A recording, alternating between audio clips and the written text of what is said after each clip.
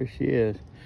Okay, my friends, what I'm going to do this morning is record, and I'm going to put you in the bib pocket of my overalls, and you're going to be able to see mostly just right in front of me and Mable walking down the driveway and stuff. I'm going to give her the second half of my walk this morning. Still got to put her on the leash. The wind is blowing this morning, and of course we knew it was going to, and that's why we are walking a little bit early. She tried to rush out on me then. Come here. Hold her steady now. There we go. Dog's always wanting to mess with a ball. Okay, there she is. This sweet baby. Kathy asks me all the time how old she is, and people ask me that in general, and I think that, let's see, Mabel's got to be somewhere between 8 and 10 years old, I would think. But she's still got plenty of spunk. I do give her some dog vitamins. I'll show you sometimes what they are. I get them from Walmart. I give half a vitamin to Lola because she's so small. And I give Mable 2 vitamins a day. I've got to get some more of those today. It'll be a little bit of a challenging day today because of the weather. The wind is supposed to pick up between 9 and, well, I guess for the rest of the day. I don't know when it'll be the worst, but supposed to pick up pretty good. They're even talking about 60-mile-per-hour winds now.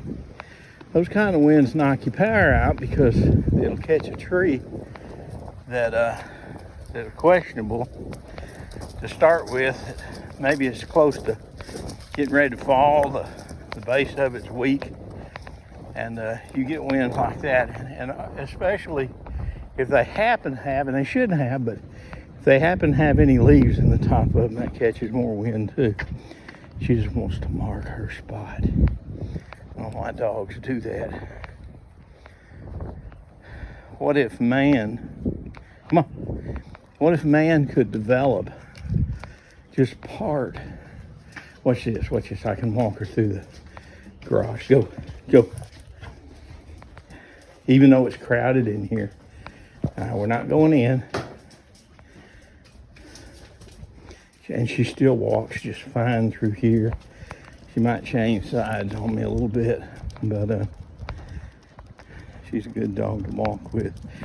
And this gives her, I don't know if she needs the exercise because she gets so much, but it gives her a little bit of interaction with me. Come here, let's show them what you look like. Come here. Hello, baby. Hey, you baby. Hey, you baby. She's a good baby. Okay. Such a good dog. The only complaint I got about a Malamute is the hair and what it is to deal with, especially in what's coming up this springtime, and the summer is so tough on them. Fortunately, we have a basement in the house, and when it gets real hot, I will put her down in the basement, and it's always cool down there. And I've got a fan that I put, I know I spoiled her. I've got a fan that I put on her, and it's dark. So during the day when it's so hot, I put her down there. Now, if it cools off at night, I'll put her right out back where she stays most of the time. But summertime, tough on a Malamute. Wintertime, they make it fine. It don't get too cold for a Malamute.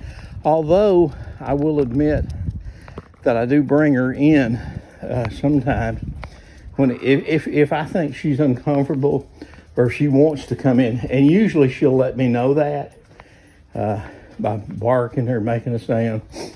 And she lets me know that she wants in. So I usually bring her in then. Now, you could hear back there that Lola, we let her out when we first started walking, and we kept her out 10 or 15 minutes, and I put her back in because I don't want her to mess up this walk with Mable. Now, Mable won't hurt her, or hasn't thus far, although Lola is quite aggressive with her. Mable could take her out with one bite, believe me, but her temperament is so good that she doesn't retaliate against Lola. She realizes, I think, how small that she is. She's got that Napoleon or short person complex. She's little bitty, but she thinks she's real big, and she wants to make up for being little bitty. But both of them are good dogs. Lola is, of course, Kathy's dog. Stays with her all the time. I hope that you're in the process right now, if you're not tied up with work or whatever, especially retirees and the people that are able to do it, kind of prep a little bit for tonight. Make sure you got your stuff ready in case we do have a power outage or something like that. I've got the flag down, of course, and anything that would catch the wind and you might have a problem out of it as a result of a 40 to 60 mile per hour wind. Gosh, I hate to get on politics, and I won't much. I am thankful. I know a lot of people aren't, but I'm thankful for our leadership right now in this country. And it's trying times, folks.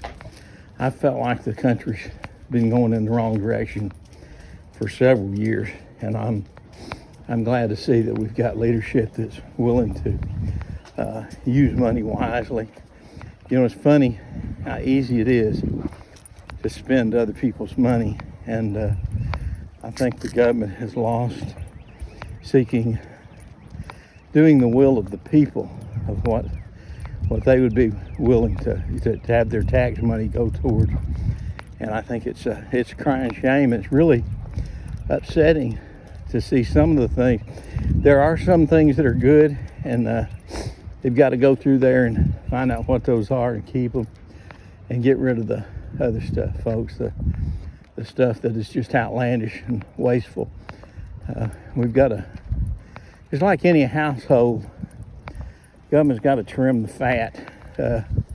You've got to have a workable budget that you live by, because if you don't watch where your money goes, it's going to get away from you in one big hurry. And it doesn't matter how much you got or don't have. If you don't spend it wisely, why would God give you more? Why would God bless people that use their money, even though so many people didn't mean to? But why would God bless money that is thrown towards anything that's evil or not of Him and not of His Word? And I think we've got a tough 4 years, and hopefully we'll be prepared for the 4 after that. I know that God is with us no matter what. Maybe the past 4 has really made us turn towards Him instead of ourselves. And why did she stop right there? Come on, baby. She is so strong that she is able to stop me sometimes when I'm walking. She just did that then. I'm at 23 minutes. I usually walk 30. So we've got about 7 more minutes. Where we're walking here, I think you can see the landscape a little bit. But where we're walking at, sometimes we get to see deer come out, and I'm always thankful for that. Seems like hunting season. Let's get out of the road now. Sometimes the hunting season stirs the deer around, and it seems like you see them more. And I think hunting season is over, or certainly has wound down. I was thinking about something this morning on feeding my outside animals. Some people are a little bit critical of me for doing that. They say, well, you're developing a dependency of those animals, and you're making them where they have to have you. What if you can't do it?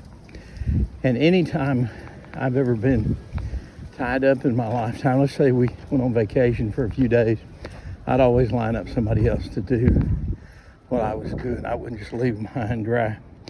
But you know, and I jokingly said to somebody on Facebook, I said, when you're talking about the animals developing a dependency, then you know, maybe a lot of people are like that too. And it's true. You know, we get where we expect something when it's gifted to us. So that can happen. I count it a privilege to get to feed the animals.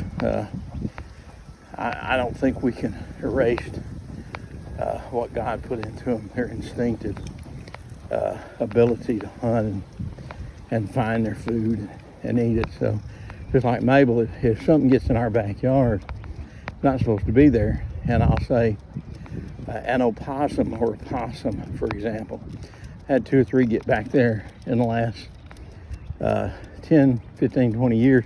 No, not that many. 10 years, I would say. And she just takes them out. I mean, she runs them to death. She may mean to just play with them, but she treats them like a ball, you know, and they don't make it. They don't survive. So, but I think and she doesn't like it when I go back there to get that animal out of the backyard. I can't just leave it laying back there. So when I go to get it, I have to fight her over it, and usually have to get it away from her. But she even though I fed her ever since I've had her very well, come on, even though I fed her, she still has that instinct. You're not going to take that instinct away from her by giving her, you know, food, just like these animals up here. It's the same way. Let's see, got a couple other videos in mind. I hate to hint to you about them, but I will give you a little hint of something I'm going to do. I won't do it today. I kind of got it planned for the next few days, I suppose. Is, you know, you might notice, you know, about my cameras and my outside feeders. Well, what I want to do is get some better pictures of these little animals, the raccoons and opossums and the foxes and the cats when they come, and some dogs. I'm going to reposition that camera as soon as, come on now, as soon as I can figure out where I can put it that they won't tear it up. I'm thinking about almost ground level. If you can see right there, right down there in the bottom is the feeders. It's near an outside workbench that I've got. But I've got 2 cameras down there, one Genie and one Roku. So what I'm going to do is try to get one of those cameras down there right next to the dishes where you can see those faces a lot better. We'll see how that works out. It'll be a trial and error type thing. Well, let's see. I believe that Mabel may be going ahead and getting tired, and I'm getting tired for an old man, and we've got a lot of stuff to do today. I think I'm going to go ahead and end this. Let's see how much time I got left. I've got 2 minutes left. Let's try to get these in. We've got great neighbors. I won't tell you who they are, but we've got great neighbors up here. I've told you before, we love the subdivision. Love this little city that we live in. Also love Alabama. I put a picture on Facebook this morning of me standing there in my overalls with a hoe, and I'm posing and taking that picture. Let's go back. Come on. I don't like to get around Kathy. She got knocked down by a dog here about a month ago. I don't want to get close to her. But that tag was a gift from a friend of mine that I hadn't seen in, well, gosh, dog, over 40 years. And got together with him, and he sent me that tag, and it's from the state that we lived in when we first became friends in North Dakota. And if you zoom in on it, you can see that's the North Dakota tag. I'll always cherish that gift that he gave me. But I like that picture. It's kind of like the one where the farmer's standing there with his wife, you know, and he's got a hoe or something, or maybe a scythe, I'm not for sure. But he's holding it, and the wife's holding something. And I've always loved that picture. Okay, let's see here. We're right at quitting time. I'm going to end this now. Remember, I've got to control her. I'm going to end it now. Say hi, baby. Say hi. Yeah. Say hi. I hope you have a great day. I want God to truly bless you, but maybe we always turn to the Lord for strength and may our faith be increased. God bless. Bye-bye.